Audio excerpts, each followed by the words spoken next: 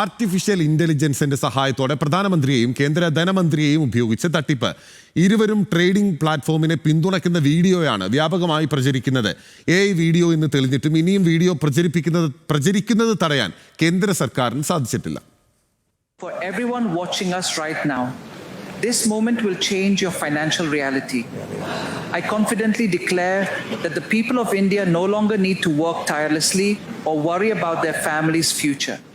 May 13 ധനമന്ത്രിയുടേതെന്ന് പറയപ്പെടുന്ന video ഫേസ്ബുക്കിൽ പ്രത്യക്ഷപ്പെട്ടു. ജനങ്ങൾക്ക് സാമ്പത്തിക നേട്ടമുണ്ടാക്കുന്ന നിക്ഷേപ പദ്ധതി പ്രഖ്യാപിക്കുന്ന വീഡിയോ ആയിരുന്നു അത്.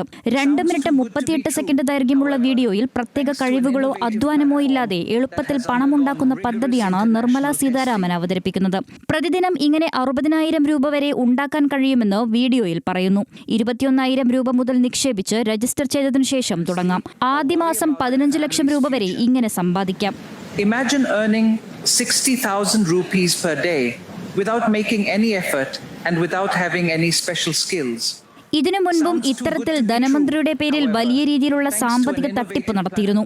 മെയ്യിൽ പുറത്തുവന്ന വീഡിയോയുടെ ആധികാരികത വാർത്താ ഏജൻസിയായ PTI പരിശോധിച്ച് വ്യാജമാണെന്ന് സ്ഥിരീകരിച്ചിരുന്നു.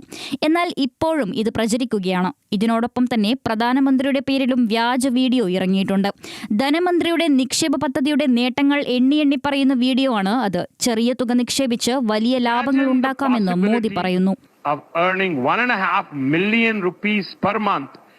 Everyone in India who opens an account with an initial amount of 21,000 rupees by the end of this month.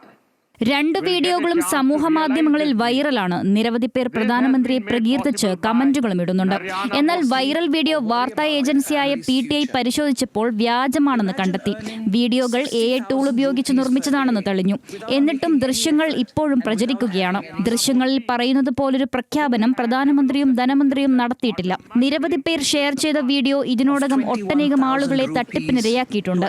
എന്നിട്ടും കേന്ദ്ര സർക്കാരിന്റെ ഭാഗത്തു നിന്നും തട്ടിപ്പിനെ പ്രതിരോധിക്കാൻ ഇതുവരെയും യാതൊരു നടപടിയും ഉണ്ടായിട്ടില്ല.